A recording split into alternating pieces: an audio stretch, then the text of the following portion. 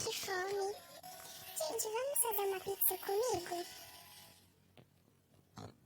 A gente vai começar colocando farinha. Vamos colocar essa farinha aqui. Aí colocar água, óleo, sal e mexer até que fique bem misturadinho.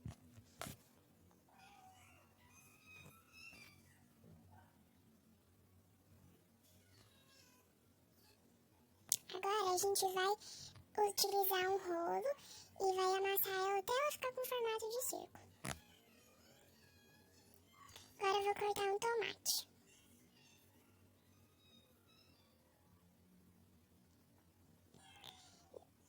Numa panela eu vou colocar o tomate e outras coisinhas que eu também recortei, que nem uma cebola, dente de alho, pimenta e coloquei água também.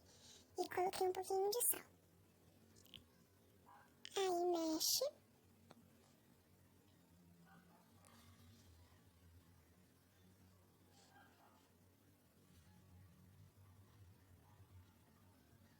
E espalha na pizza.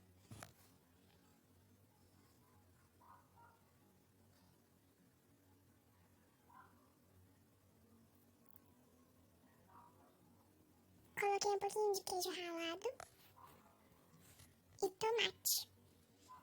Coloquei 5 tomates para ser mais exata. Aí coloquei assar. E ficou assim.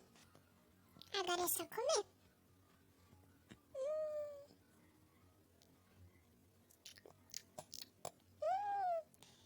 Gente, ficou muito bom.